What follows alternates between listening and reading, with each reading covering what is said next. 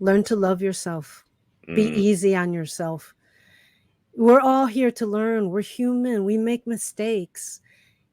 You can't hold on to that for the rest of your life. Believe me, I've held on to things that until I released my first book, I didn't let go of. I thought I did because I was able to talk about it, but I didn't. mm, So know that you're good enough.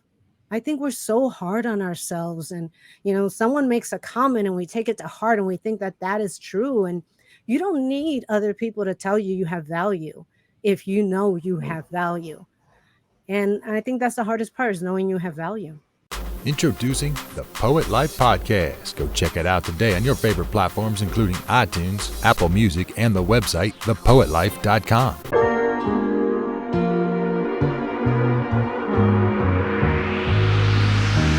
Find a way, find a way. Hey, hey, hey, I am Christoph Jenkins of the Poet Life and the Poet Life Podcast. And on today, I say on today because usually I say this evening because I record at night. But today I'm recording during the day. You see the sunlight right there? And I am excited to have Sonia Iris Lozada. How are you? I am great. I'm so happy to be on your show. I'm happy to have you on the show. It's really exciting, the way our connection came about, and the conversations that we've been having has been so genuine. And like I said, this is not an interview. It's just a fun, cool conversation that we're going to have, and just to learn more about you. I'm here for whatever you want to ask. Awesome, awesome. So Sonia, talk to me. So I know we were, off air, we were talking about the things that you have going on as it relates to the poetry industry and poetry community.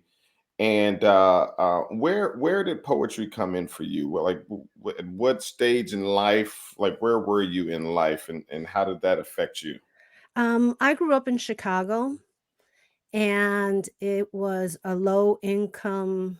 It was the hood. We just didn't have any gangs. We had Gotcha. it was poor, and it was like the melting pot of Chicago is where Okay. all the neighborhoods met, like in the middle, and it's called Bucktown. And Bucktown had a big Eastern European section. Okay. And the reason I was told it was called Bucktown was because they had goats on the roof. So they had bucks on the roof. Yeah. So that one is I grew up there, and growing up in a difficult time place, you you have to figure out what to do with your anxiety. You could play sports, you write, and I did both. I was in a baseball team, actually softball. I was in a volleyball team, and I find that many people that grow up in like the hood have a bit of anxiety. You're always on edge, you always have to be alert to everything. And the essence of who I was getting lost in that. So the poetry, I just started writing poetry because I didn't show it to anybody. I would throw it in a drawer, hide it. I didn't want anybody to look at it. But it was more the authentic me, and I started as a kid, so I guess I had anxiety since a child. Mm. Well, let me ask you about the throwing it in the drawer. Is it Mhm. because, or was it because poetry wasn't cool, or was it the content that you were writing? No, I thought poetry was very cool. Mm, When we had poetry in school, we had it all, so to me it was great. That was one of the things of growing up in a tougher neighborhood. You had people do it. I just didn't want people to know me. I didn't want them to know mm, what was hurting me. I felt that I was too vulnerable, and gotcha. I didn't want to be vulnerable. Yeah, yeah. So that was your safe space. That was The my writing. safe space. Yeah. The pad was your friend. The pen was your friend. Yep. Gotcha. Okay. So how did you know about poetry? Like what inspired you to pick up the pen? Well, when I was a little kid, you start writing and it's roses are red and violets are blue Mm, kind of stuff. You always want to rhyme everything. right. But then I had an amazing fifth grade teacher, Mrs. Hmm. Lerner, and she was a hippie. I thought she was so cool. She had the round glasses, long hair, and everything. And so I said, I like writing, and so she was very pro writing. She introduced me to newer poets. As a fifth grader, you're only 10 years old, and so that's how I got started into writing a different format. She told me it was okay not to rhyme, because at to that point I thought you had to rhyme everything. Right, right. Yeah, well, quiet as it's kept, we were raised on poetry. Like, people are raised on poetry. If you think about it, like, we were Mhm. taught how to read through poetry. Mhm. Like you said, roses are red, violets are blue. And even the alphabet and how we learned sounds of letters and things of that nature. But like, people don't really think of that. Dr. Seuss, all of that is poetry. And had to really think about it. Like, it's poetry is like the foundation of so many things, of all things almost. you Look at know all yeah. Look at all yeah, the books you had to read as a child. It's really that's what I'm saying. poetry. It's verse by verse on each page. Yep. You have all the drawings, but it's a verse. Yep. Yeah. Yeah, Yeah. you really don't think about it. Like, this is, you're just rhyming and you're learning, and you're not thinking, this is poetry. And we've been using poetry as a tool, as an educational tool, since the beginning of time. you Mhm. know and so I that's why it's so interesting to me to hear people say that there's no money in poetry, and there's no, it's just poetry. Nothing is just poetry. Mhm. You know what I mean? And I do my best to highlight the importance of poetry, and I'm excited to have you on, just to explore, where it came in for you and where it has taken you. And so, with your writing, right at that stage of life, around what age area was that? Well, that was I was about 10 years old. Around 10. Yeah, Okay, and I wrote stuff before that, but at the age of 10 is where I really learned that poetry doesn't have to rhyme. gotcha. Poetry can be free verse. Hmm. And then what I started doing was I started using some of my poetry to create lyrics, because I was a singer. Okay. So I come from a musical family. On my mom's side, they're all musicians. So I used that to create lyrics. And I Mm. actually, in my 20s, recorded with Bob Casale of Devo. He produced one of my demos. So I was Wow. more, yeah, that never went anywhere, but it was exciting to do that and I'm sure. to have my lyrics my poetry turned into lyrics. Gotcha. You know, it's funny you say that. We have a course at Poet Life University that actually teaches poets how to transform their poems into songs. Really? Yes.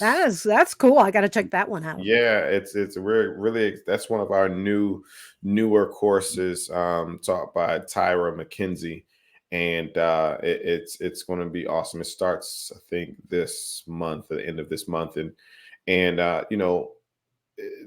that's why I say poetry is the foundation of so many things, because um, what is a song? A song is a poem with music behind it, or with it, coupled with it. And for poets to find out that they can do so much more with their poetry, I think it can really empower them to say, I actually can do a whole lot with my writing, you know, Yeah. And I think the idea of spoken word is amazing. for sure. You know, Granted, the beat gets a little tired, the same beat over and over again, Hmm. but I love the expression of it. I love that you're up there and there's a beat. And if you look at it, everything has a beat. And with poetry, you just have to tweak the beat to make it a lyric. Okay. So, how did you learn to transform your poems into lyrics? Since I come from a musical family, my Okay. family would play for the holidays, and then I started hearing my poetry in how they were playing. So I'm like, oh wait, Mm. I could put my poetry to this. And music is moving. I mean, that's why they have it in so many films. It really moves you and it's inspiring. I interviewed a poet and she gets all her poetry from listening to music. Wow. She's Yeah. inspired by music. Right. So then she that's how she gets her ideas. But it's very moving. I mean, music can make you cry. And if you add lyrics to that show the pain that you've gone Mhm. through by showing it and not telling it, and then you add the music and you have something very powerful there. For sure. Yeah. Did you know how to read music at the time? No, I actually had to study it. Got you. My family works from hold on one second because I turned this off and it's still on.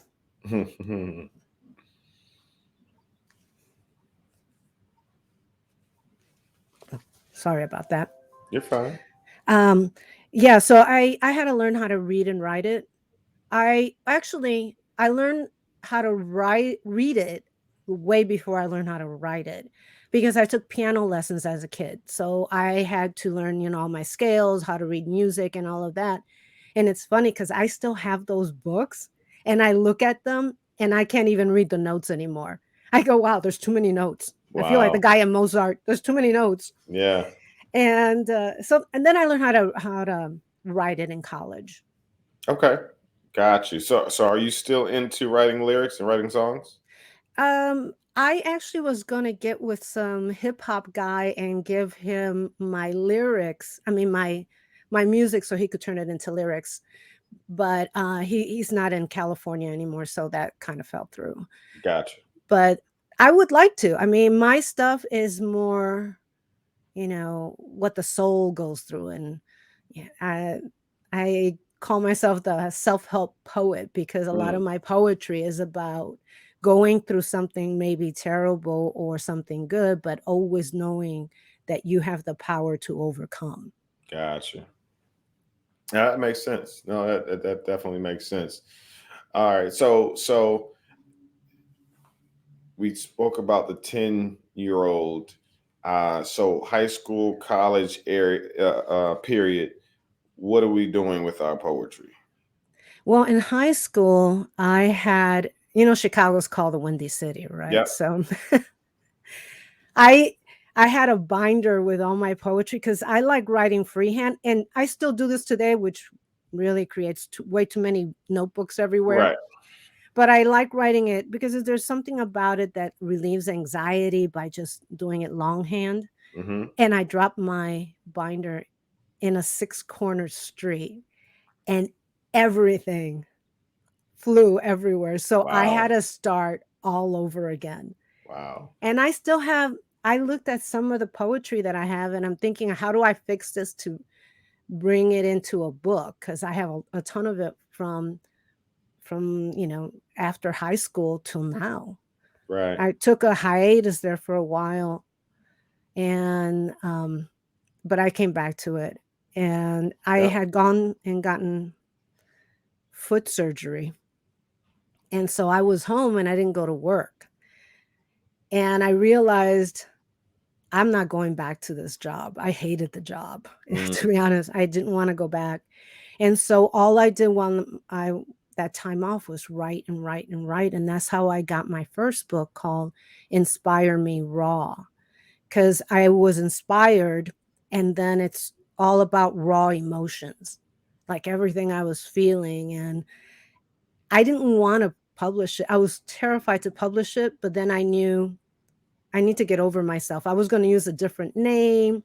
mm. I didn't want to use my real name. And I go, you know what? How am I going to get over what I go through if I don't allow myself to just be? Right. Uh, and what I got a lot of when my first release, I had quite a few reviews that said, thank you. I didn't, I felt like you were talking about me. Mm. And what I realized that it actually helped me in return, even though I was really terrified to let people read who I Yeah. was. Were you afraid of the feedback, friends, Yeah, things, yeah, or because you're putting out your vulnerability, yeah? and then to have someone say, "This is crap. This is," whatever. I was terrified of that, Yeah. but I needed to deal with it. How am I going to let it go if I don't let it go? So how was the feedback? Oh, it was one of my best reviewed books ever. Gotcha. Yeah, Now, because it internally though, your family and friends or whoever around you, like what were their thoughts? I think it brought me closer Mm, to some of my family because they wrote back and they said, they when they talked to me, they said, "I never knew that I about never you. knew. I never knew," and it brought me closer to them. Wow. Did it spark conversation? Yeah, well, some of it is pretty traumatic. Mm, And there's one poem called "The Little Girl" in the first book that is pretty sad. It's about a child molestation, mm. and so it's that's something you don't really want to talk about. Right. Right. Yeah. No, I have three daughters, Oof. 7 and under. Yeah. And that is only reminding me to, uh, continuously have conversation and ask questions, because I understand that in some instances and situations, uh, they may want to keep it to themselves, right? Well, you So, feel shame. right, right. There's a lot of shame, and then like my biggest issue was that my mom would look at me and cry, and I'm like, Mm, "Ugh." As a child, you feel it's your fault. yeah, yeah. So you don't talk about it. Now look at you and cry after she found out, Oh, of course, yeah. right? Because They didn't know. They she didn't was know. supposed to know, quote unquote. Well, you know what? It was a one-time occurrence, thank God. Yeah. But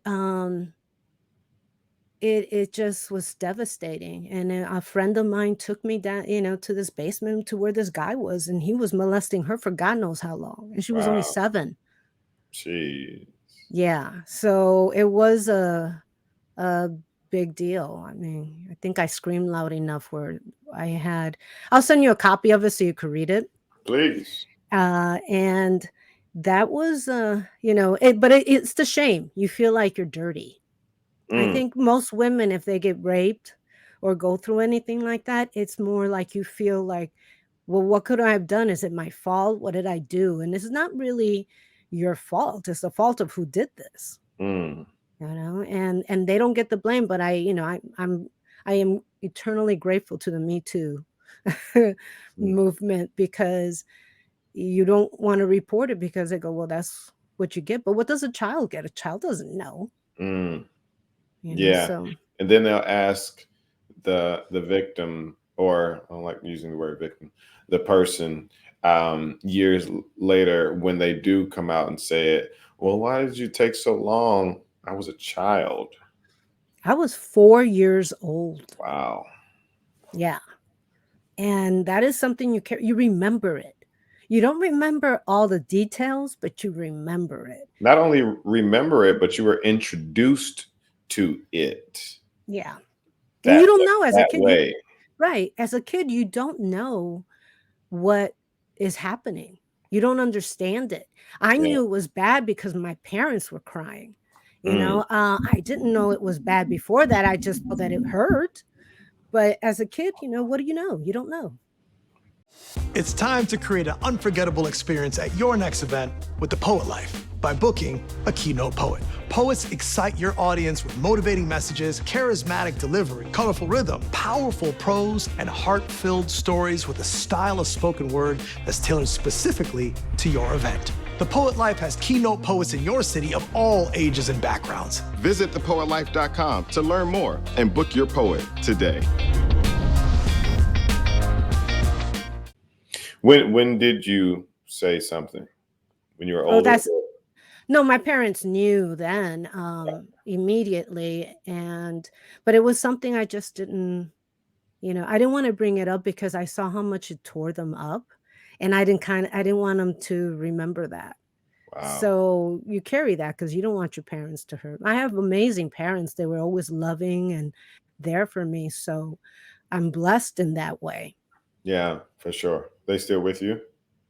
Believe it or not, they are, yeah, Beautiful. Beautiful. That's yeah. awesome. That's awesome. Did that situation or that did that transform your poetry at all? What did that do to or for your poetry? Well, in my poetry, what it did was I was able to write about the things that made me feel unsafe. Like, because you feel unsafe. Mm, And when you grow up in the hood, you feel unsafe to begin with because, right. you got to be aware of who's around you. And so it just added to that. So I think a feeling of safety is an issue. So I've had to work through that with my poetry. And poetry to me is my therapy. Mm, Sometimes I write something and I'm not going to publish it or anything like that. There was one that I wrote that I actually was angry with a friend of mine because of something they said. mm, And then I said, well, why are they affecting me like that? Because it's me who's reacting. I'm sure that they did not mean it the way I was taking it. So I had to work with that. And I did write a poem because to me, it just let out the emotion. And mhm. then I went back to fix it. Because as I'm going back to fix it, I go, well, what part did I have to do with this? I had a big part of it to do too. I have 50% of the responsibility. So I worked through that and then I understood it. The relationship changed, but it's not here or there. I'm not angry with them anymore, but it really helped to write about it. Wow. Wow. Wow. So when did you publish your first book? In 2017. 2017. So about 5 years ago. Mhm. What was the title of that book? That's Inspire Me Raw. Got it. Got you. Okay. Was that self-published or Yeah, all my books are self-published. got you? For How did now, you I learn got that? how did I learn how to do that? Yeah, A lot of work. I'm sure. That's A why I lot of asked. work and a lot of research. I am actually hoping to be more like a hybrid Okay. because you do all the work. And what has prevented me from looking for an actual publisher is that I know a guy who got a big publishing company. He needed to have his own marketing budget. And, that was like $35,000 because it was a big Mm, publisher. It's like, wow. wow, yeah, that's a big publishing budget for some, coming out of your pocket. Yeah. So That's not anything slight. Yeah, 1,000 or 2 to do your budgeting, If I had $35,000 to in a marketing budget, I wouldn't need a publisher. Right. I could hire people for that. Yeah. Yeah. And nowadays influencers and the whole nine.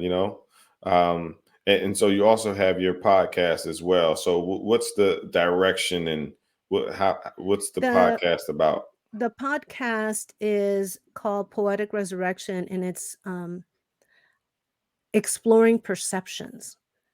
Because if you really think about life, it's all a perception. Yeah. It's how we look at it. Yeah, I meditate every day because it calms me and I get poetry ideas from it. Mm, And so there's one book I wrote called Akashic Dreaming Through Time, and it's about past lives. I got that all from dreams. So wow. it was really cool. Wow. Of course, I didn't like waking up at 3 a.m. with like an idea, Sure. but for that book, it just came to me in dreams. And what I do with my poetry and Poetic Resurrection, the podcast, is I interview people because I'm interested in their journey. Sure. And their perspective. Yes, definitely the perspective. And there's so many different perceptions. So Hmm. many times we get defensive or we get angry over something that one was probably not meant to be in the first place. Hmm. And two, it's how we view it. Yeah. And in one of my meditations, I write a lot of quotes. One of my meditations, the quote came to me that perfection is a perception. Mm, What is perfection? Your perfection is probably different from my perfection. hmm You know, I, I don't even believe in perfection. no, I actually think that I love things to be a little off. Hmm. It Yeah. just it shows character. It shows being normal. I mean, to me, perfection is plastic. It doesn't Mm, seem real. yeah. Yeah. Yeah. Something with flaws or someone with flaws, that you can relate to or even be comfortable with is perfect for me. Yeah. Because you're gonna, you learn from people. Right. If someone agrees with you all the time, they would bore the heck out of me. Yeah. Yeah. It's like, don't agree with me. You have Yeah. your own mind. I'm sure that we don't think about everything the same. Sure. Yeah, for sure. Yeah. Challenge me. Hmm. Now, don't nag me, but challenge me. Don't insult me, Right. because there's people that put you down, and it's Yeah. like, why are you putting me down? I'm not even saying anything to you that's negative or Right. condescending or anything like that. But some people, that's their defense mechanism. It's For sure. automatically they shoot to being condescending. And Yeah. Now you said what job was that you said that you I used to manage a property. okay, real estate. Yeah. Okay, got you. And Managed someone else's property or managed your no, property? someone else. I wish it was mine. Right, Somebody else's. got you. Okay, so what did you do from there? Did you no I longer work? actually had that foot surgery, and I was on disability for a while. Mm-hmm. And it was the best thing ever. I couldn't drive, got my foot was up, and I do not take medication because medication makes me sick. So I Mm-hmm. don't try to take anything. But all these emotions started bubbling up. And I just started writing. I just automatically just went to poetry. And Mm, I was working from the moment I woke up to the moment I went to sleep. I was writing poetry. mm-hmm. It was just all coming. So I just had to write it. And that's how I got my first book, was Wow. during that period. Yeah. And it came out later that year, like in September of 2017. Yeah. Beautiful things come out of tough situations. Yes. I would Wow. love beautiful things to come out of beautiful situations. For Wouldn't sure. that be a trip, you know? Right. Uh, Yeah. the beautiful things that I write about is, like my family, like Okay. my parents, because they've always been there for me. And, my heritage is Puerto Rican. They came from Puerto Rico in the 50s. My dad's this little dark man. And Mhm. could you imagine not speaking English and coming to Chicago? He told me a story that he was walking around downtown Chicago just asking people for work because Yeah. he had nowhere to stay. He just was looking for work. That's the only reason he went to Chicago. Yeah. And because there wasn't enough work in Puerto Rico, even though Puerto Rico is part of the United States, we're all American citizens anyway. Sure. It was, trying to find work, and he Yeah. didn't know how to speak English. So Mm. And he yeah. learned. And he learned. How long did it take for him to learn? Uh,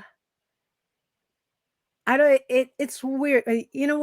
When you are from a culture that speaks a different language, you go to the neighborhood that speaks that language, You immerse right? yourself. Yes, and so we would translate for my parents. Mm. They understood it, but they never really, and they speak it, but it was very broken. We grew up in a neighborhood that had a lot of Spanish speaking people, so it was easy for them to stay speaking Spanish. But they, knew enough to work and understand what their bosses were saying and Right. things like that. Is the term Hispanic derogatory? I don't find it. I mean, we've been called so many things, Right. we've been Right. we're Hispanic, then Latino, then Latinx, then, it's as long as you don't call me a derogatory term, I think I'm Right. okay with you understanding it. Sure. Yeah. Yeah. I think it's for me is when you don't know if the person is Puerto Rican or Mexican. Right.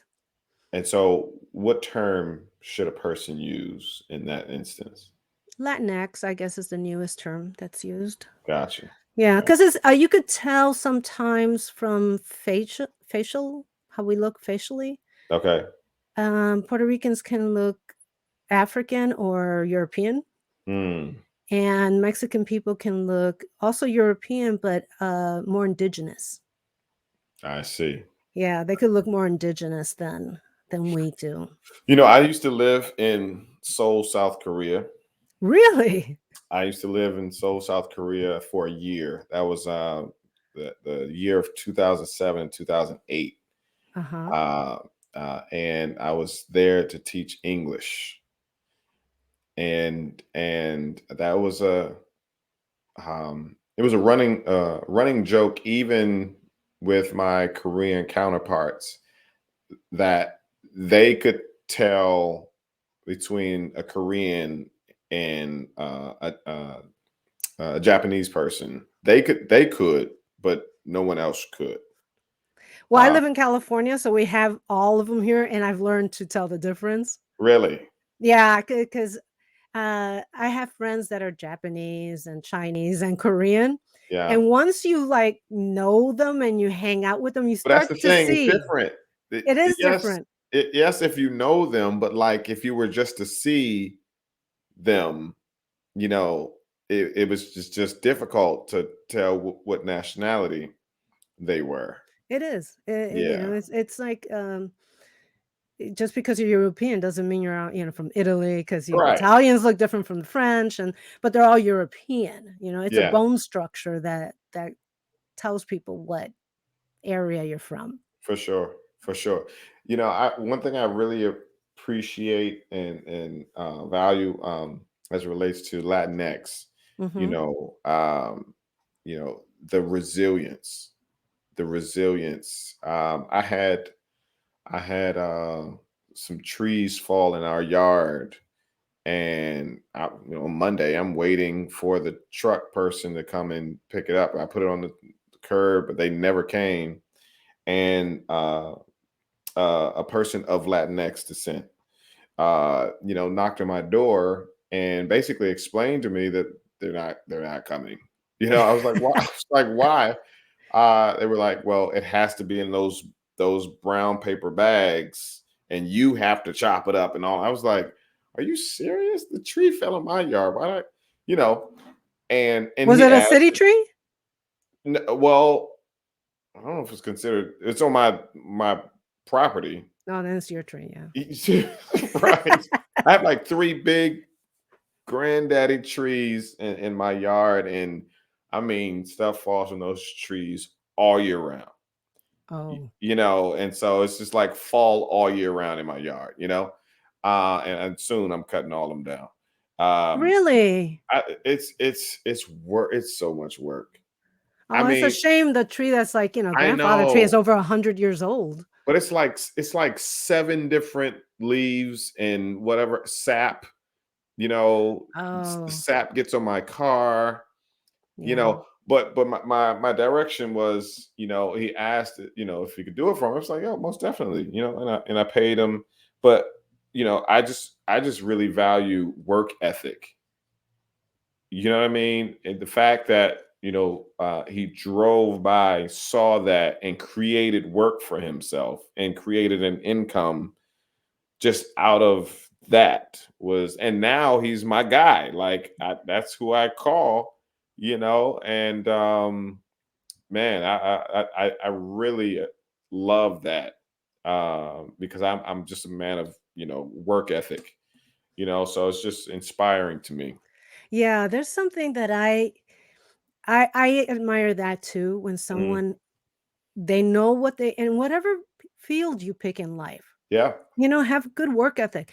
I've Hmm. worked with people that I swear to you, they move so slow. But what people don't understand, if you don't work at a job and everybody else has to work, they have to pick up your load. Yeah. That to me is unkind. And someone like that, I cannot tolerate lazy people. I have to Yeah. tell you. Yeah. Yeah. Because Yeah. that means somebody else has got to do the work for you and you're getting the paycheck and they're not getting part of your paycheck because you're not working. Yeah. Yeah. That's definitely key. How long have you been doing your podcast? It's only been like a year. It's a little over a year, like a year and 2 months or something. How often do you upload? Every week. So how's it been? It has been It's been a lot of work because Work. because when I do an interview, then I'll clean up the interview if I'm interviewing someone. And, then I do all the social media, and the marketing of it is work, and then Mhm. cleaning it up. But then when I do, because I don't do interviews every week, I create content. And usually, like the last one I wrote about was contentment. What is contentment? Mm. So I have to find the music to put to that, and then I have to do research and find quotes and look at Whew. what's psychologists. So my little less than 10-minute segment took me at least one day to create. So Mm. I actually was thinking maybe I should do this every 2 weeks and not every not every week, because it's a lot No, of it's work. work. I don't think people understand. No, they don't. The editing is no joke. I do my best to have a seamless conversation. So I don't have to do too much with the meat of the video file. So I pretty much just have to do the intro and the outro and put my little commercials in there. So I appreciate you and all of my guests for helping me, keep the conversations flowing. Because if I had to edit all the way through, good God Almighty, you know And I it's have done that. yeah. I Yeah. had a What's the really hardest part, or what are the parts that you feel that you need to edit, like, I per don't episode? I the what I edit, because I don't change what people say and I don't move things around. Yeah. It's the Oh, lip right, smacking, right. the ums, Yes. And people have catchphrases, which I love, but sometimes I use them too much. I had one guy, he would always say, "You know what I mean? You know what I mean?" Right. And it's cute 3 times in a podcast. I learned that from being an actor. You don't do things more than 3 times, otherwise it's like, "Oh, okay." So I cleaned that up. Yeah, I've been very lucky to have really good guests. Sure. And my guests are, they could be famous and they could be just someone that's writing poetry who has a Sure. beautiful journey that I want to know about. Because it's Sure. really more about the journey. They just happen to be writers Right. or leaders or therapists, because I do interview a variety. But yeah, I go for the journey because sometimes the person next door has got the most interesting journey, Most definitely. that it just my point at the end of the podcast is, how can I make you feel better as a listener? How Sure. can this podcast help you? And in turn, I make my guests look really good because I think that they took their time to be on the show, and Mhm. I want to make them look good. So Sure. that's basically the goal of it. It's to make them sound good, Sure. and to get a message across that maybe can help the audience. For sure. For sure. Who do you use, or what platform do you use? I use Anchor. I have 2 podcasts. Poetic Whoa. Resurrection Well, is you're on working. yes, is on Podbean, Gotcha. because that one I could, Yeah. regulate um, commercials if I want to, because it's Okay. more of a meditation. I mean, there's meditation on it. It's more like to self-help you. Hmm. Chica and the Man is on Anchor. And that's not an interview. It's just me and my another podcaster, and we just talk about whatever. So we Yeah. used the name Chica and the Man. Chica and the Man. Mm-hmm. So you're Chica. Yep. Okay.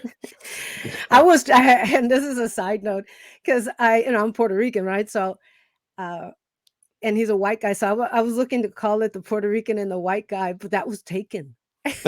Okay. Okay. Yeah, So that's a he came up with Chica and the Man, and he's just a fun person to talk with. We just vent about yeah. whatever. Is that weekly too? No, it's monthly, because he has 2 podcasts besides. Ooh. He's a Okay. PR guy, and he's also a mystery writer. His name is uh, Alex Greenwood, and he has a whole series of mystery novels, and but that's what he does. So he's really busy on that end. So I'm actually producing Chica and the Man. Poet Life University welcomes you to the world of creation, thoughts, expertise, and professionalism by offering technical knowledge, practical support, creative encouragement, and whatever it takes for you to create the poetry career that you've always desired, but never knew was possible. And the best part is we have professional poets from around the world as professors to teach you everything they've learned throughout their poetry careers.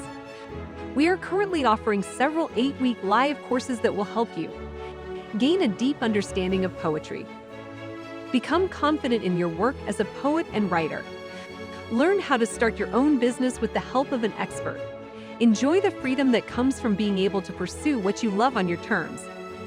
Are you ready to take your poetry to the next level?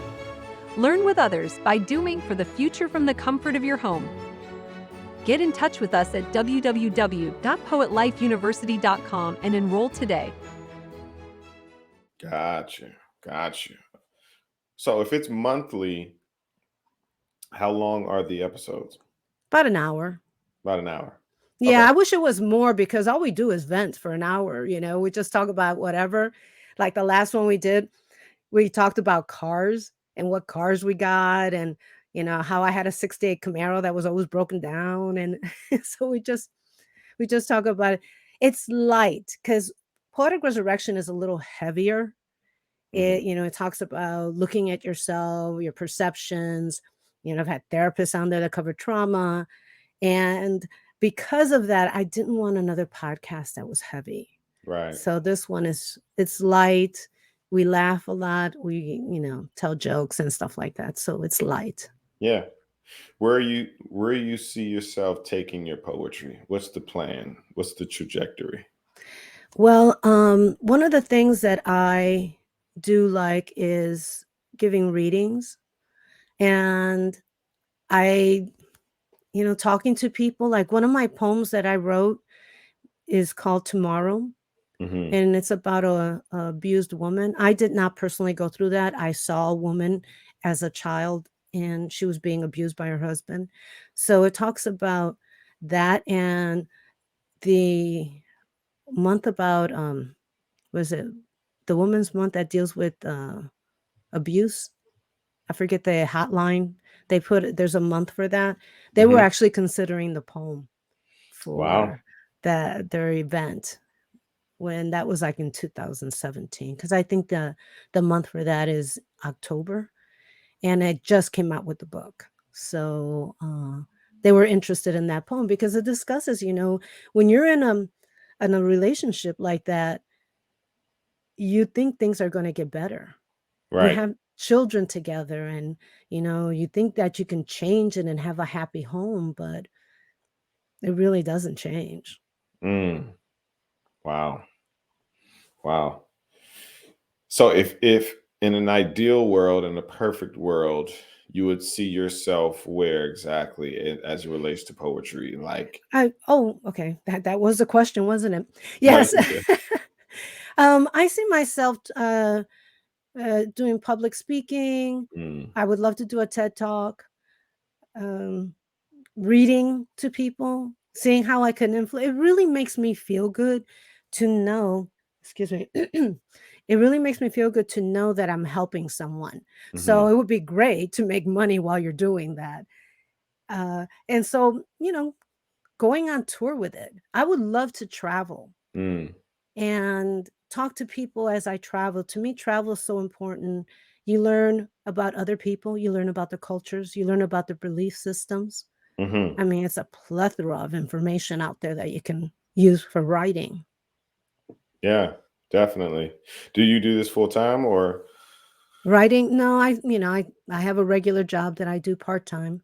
And then the rest of the time I'm working on the podcast and my books. Gotcha. Gotcha. Has anyone reached out to kind of use your content for their platform or to leverage Well, your? well, the only one that did was, the the hotline, the abuse Gotcha. hotline, Gotcha. for my poetry about that. I have been a mentor for uh, Right Girl for. I was more involved earlier. Now I'm kind of busy, but that's a good platform. I mean, Gorman came from there. She went to Right Girl. Really? Yeah, Amanda Gorman. Amanda Gorman. Thank you. I was thinking Wow. Samantha. I go, no, that's not right. Right. You just say the last Yeah, she went there. She went to a very good school as well. That a friend of mine was the a director of some department there. So she is, it's a good program for girls between 13 and 18. one. Okay. I just have gotten busy. And when the pandemic hit, we were doing everything online. It wasn't the same as like you take two or, you have one girl or two girls that you mentor for that day. Yeah. And since I'm a poet, I would always work with their poetry. And it's amazing how great some of these girls are, what they can write. Oh, most So definitely. that's what I would like to do, mentor more, but one more where I can actually see that I'm making a difference. So, but that's it. That's awesome. Life shouldn't be so hard. It should just be where you can help people. And that's Yeah. really satisfying as long as you can support yourself, as long as you have the three things you need: shelter, food, and money, I guess, and Right. and so, people around you. For sure. You don't For really sure. need a lot. Hmm.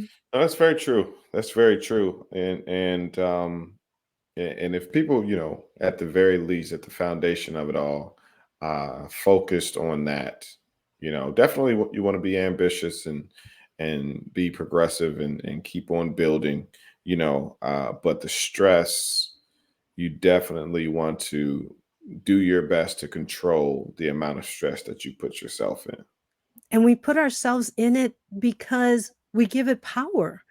Yeah. There was an episode I did on animism, and that is like you give your soul. Some cultures believe that you give your soul away every time you own something because that's what makes it so hard to get rid of. You Mm, put a memory to it, or you gave it power, and now you're spreading your power among property that really doesn't mean anything. The first time you get it, it's exciting. You mhm. got a new house, you got a new car, new computer. You're excited about all of this. After a while, it's just there. It's something Yeah. you use, but you need the shelter, so that was a good investment.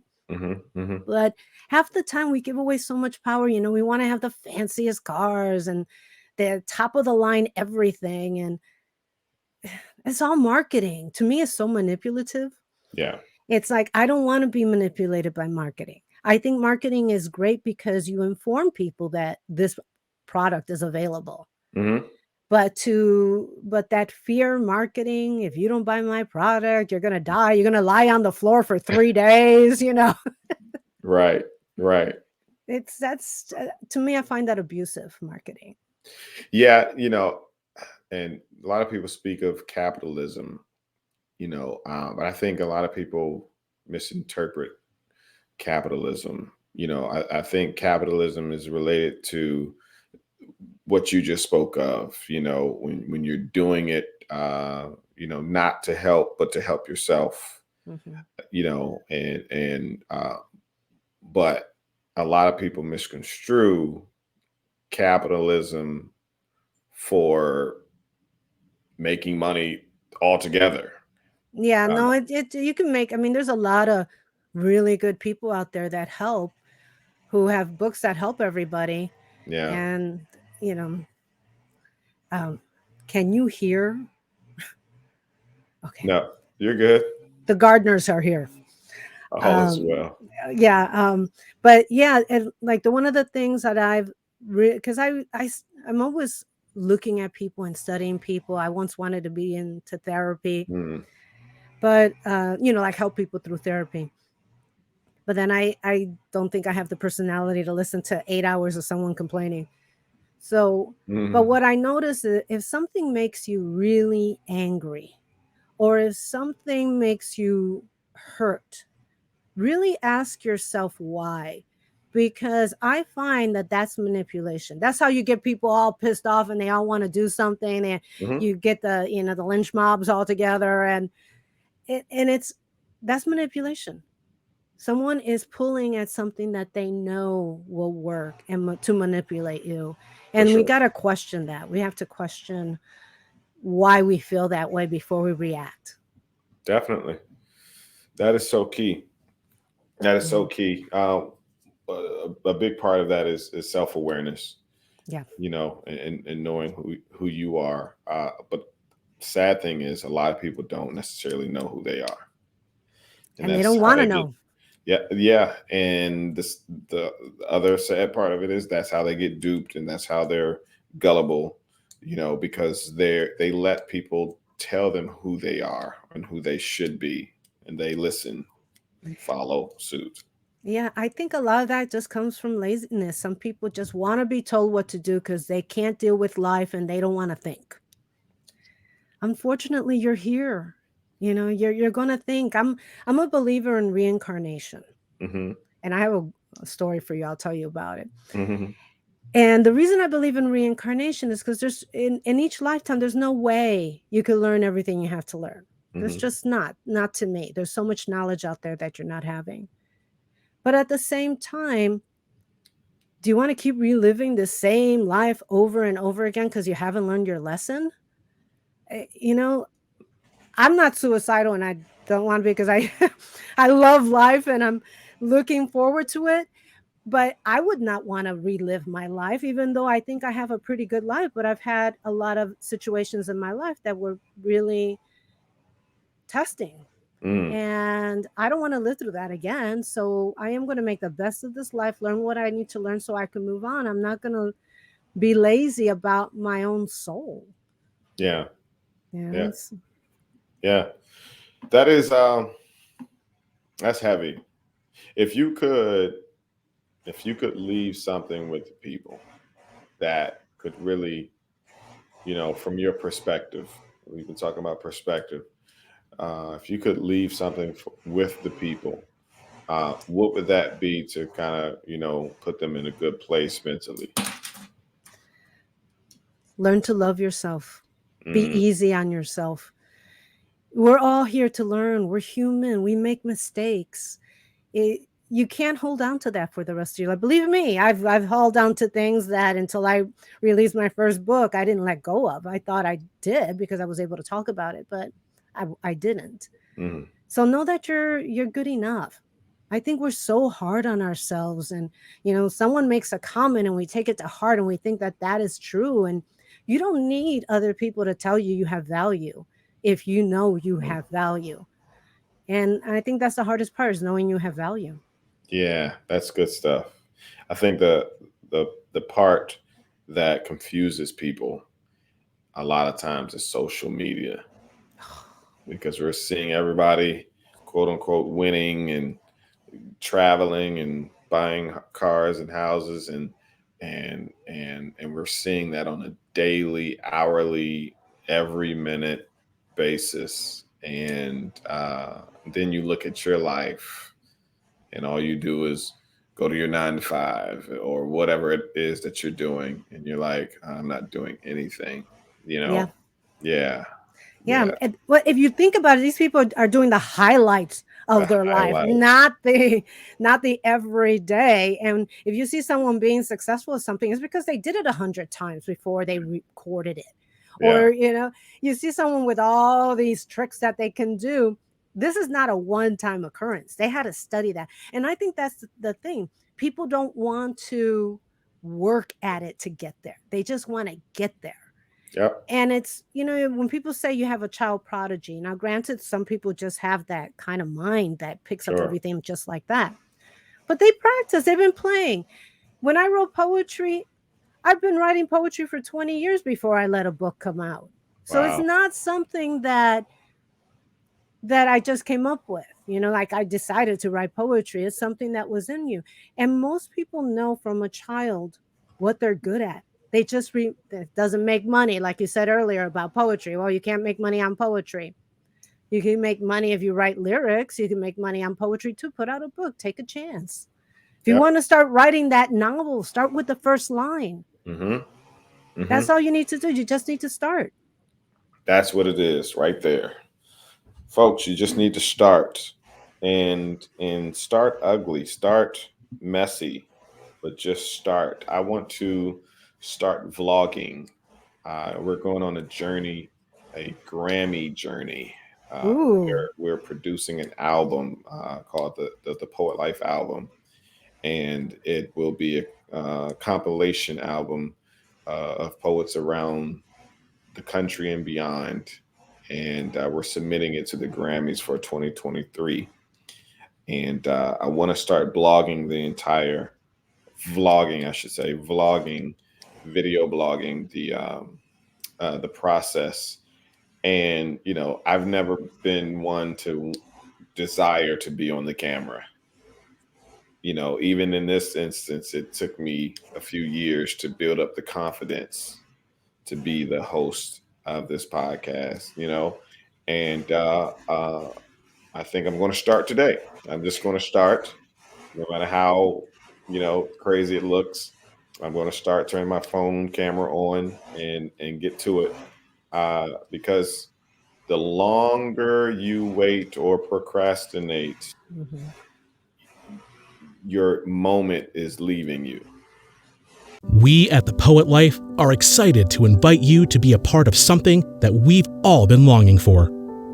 For far too long, each and every one of us have been searching for a way to get connected with like-minded people, specifically poets who have the desire to make poetry their career. We've all heard more than once from more than one person that there is no money in poetry. This couldn't be further from the truth. Your poetry is invaluable. Allow us to show you how successful you can be with your poetry. Learn how you can go from being an individual poet to launching a business that offers poetry as a service. Join us as we build the poetry industry together. The Poetry Business Network that is made of poets from all over the world who are looking to start their career in the poetry industry or simply do more with their poetry. We will meet twice a week on a Zoom call every Tuesday and Thursday at 9 p.m. Eastern Standard Time. You will have the opportunity to meet and network with poets from all walks of life. You will also have the privilege of meeting and learning from the best professional poets in the world. Many of them have been guests on the Poet Life podcast.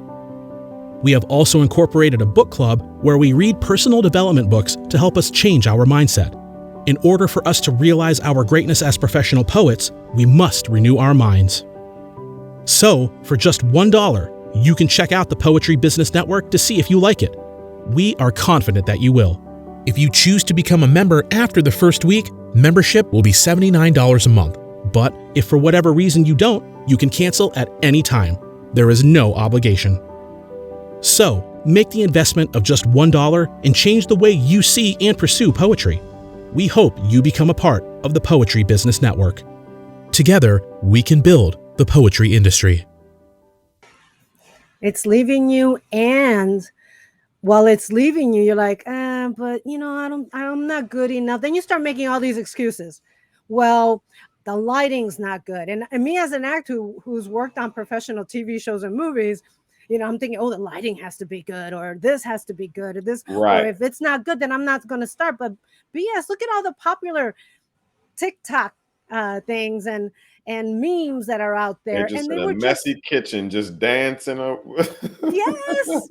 it's people. And even though social media can be deterrent in terms of ourselves in accepting ourselves, it also makes us laugh.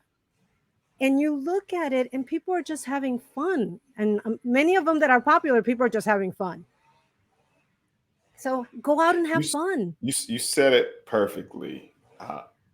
Have fun, right? So those things that make you afraid, those things that you're fearful of, make it fun. Find a way to make it fun. Yeah. Like really sit down and think about it. How can I make this fun? If it's doing it with your sister, your best friend, your brother, make it fun. And then it takes the veil of fear off of it. It does, because as an actor, when I have an audition, I'm nervous. I'm nervous about all of it. But I said, I'm going to go in and have fun. Yeah. Because the reality is, the casting director wants to see you enjoy yourself. They Yeah. actually want you to do good. They don't want you to do bad. Right. Because, then you're wasting their time. Right. So they actually want you to do well. So just go in and have fun with it. And if it's a dramatic role, just when I have to do a dramatic role where you have to cry and do all this other kind of stuff, what level of crying do I have to do? Is it a family member that passed? Is it someone I don't know, a neighbor? Because there's different levels of pain, Yeah. but still have fun with it and know that it's only a movie. It's only a TV show. For sure. For sure. Folks, have fun with it. We encourage you all to run toward your fears and have fun with your fears. How about that one? Have fun with your With your fears. fears. No, and it's true because a fear comes because we learned it or we actually think that our life is in danger. And Yeah. our lives are not in danger 24/7. Yeah. So Yeah. you're good. Sonia, thank you so much. I really appreciate you carving out some time to, have a conversation with me. And I look forward to being a guest on your show. Oh, I can't wait to have you on there. And that was Poetic Resurrect. What was it again? Resurrection. Poetic Resurrection. Nice. Everybody listening, viewing, go subscribe. Go subscribe to Sonia's podcast. I'm looking forward to it. And like literally go subscribe because I'm going to be a guest on her podcast. And so we don't want you to miss that. And I think what we should do is kind of release them close around the same time. And so I'll coordinate with you around your schedule and make sure that we kind of cross promote because that's what it's about. It is. That's what it's about. And so I look forward to engaging with your followers and your subscribers and vice versa. With mine. So I'm sure they're enjoying this conversation here. And so I encourage everyone to go follow Sonia on her Instagram. That's Poetic Sonia. Real simple, real easy to remember. And what can they look forward from you, Sonia? Anything you want to drop? Yes. My books are all available on Amazon. And I am working on a new book it's the third in the series of Inspire Me. And it's called In Time of Need. And that one's going to include meditations as well, because in time of need, which we've gone through, is something that we need. And check us out. I mean, if you want to have something lighter, go to Chica and the Man that comes out once a month. But Poetic Resurrection, really, if you want to start discovering and being more aware, it's a great podcast for that because it deals all with perceptions. And they get a lot Awesome. of poetry there too. Beautiful. Sonia Iris Lozada, thank you so much. Everyone, if you want more information about what The Poet Life is doing, go to thepoetlife.com. You can even check out our website for the podcast, which is poetlifepodcast.com. If you want to learn how to create a poetry career and do more with your poetry, go to poetlifeuniversity.com and enroll. We have about 7 courses coming up within 2 or 3 weeks. And like I said, one of the courses is how to turn your poems into songs. And so if you're saying there's no money in poetry, there's money in music. So in turn, there's money in poetry. So right, songwriters make a lot of money. All right, so learn to turn your poems into songs. What else we have going on? If you want some gear, Poet Life gear, can't really see it right now, but you can now. All right, go to poetlifegear.com and get some gear, because we have another show called Rocking the Poet Life, and all of the customers also become the guest on the show. So if you buy a hat or shirt or whatever it might be, you automatically become a guest on the show called Rocking the Poet Life. You can check out that on Poet Life TV on YouTube, where the podcast is as well. And thank you for checking out the podcast. And we look forward to the next episode. Sonia, thank you so much. We appreciate you. Thank you.